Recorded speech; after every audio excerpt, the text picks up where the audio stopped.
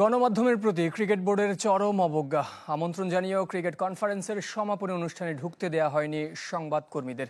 ক্ষমা চেয়ে press conference করতে চাইলেও তা বয়কট করে চলে আসে ক্রীড়া সাংবাদিকরা। নানা আয়োজনের 2 দিনের কনফারেন্স শেষ হয়েছে এদিন। আপনাদেরকে আমরা এই প্রোগ্রামের একটা ইম্পর্টেন্ট স্টেক হোল্ডার ভাবি।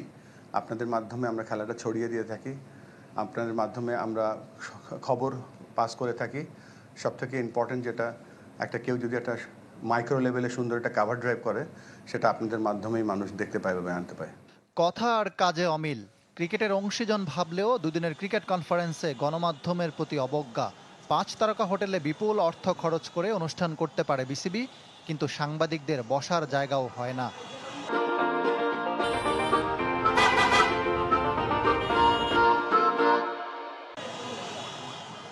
বিকাল 4টায় ছিল কনফারেন্সের সমাপনী অনুষ্ঠান, যেখানে যোগ দেন ক্রীড়া উপদেষ্টা আসিফ মাহমুদ। দেশের টেস্ট ক্রিকেটের পথচলার 25 বছর পূর্তির উদযাপন হয়।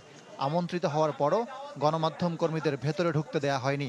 বারবার অনুরোধ করলেও নিরাপত্তা কর্মীরা জানিয়েছেন প্রবেশের অনুমতি নেই। অনুষ্ঠান শেষ করে বেরিয়ে আসেন বিসিবি সভাপতি আমিনুল ইসলাম সহ অন্য পরিচালকরা।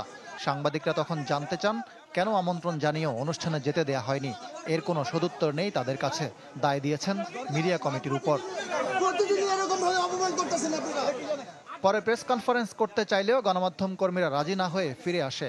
দিন শেষে ভুলের জন্য দুঃখ প্রকাশ করেছে ক্রিকেট বোর্ড। ইকরাম হুসাইন, চ্যানেল 24, ঢাকা।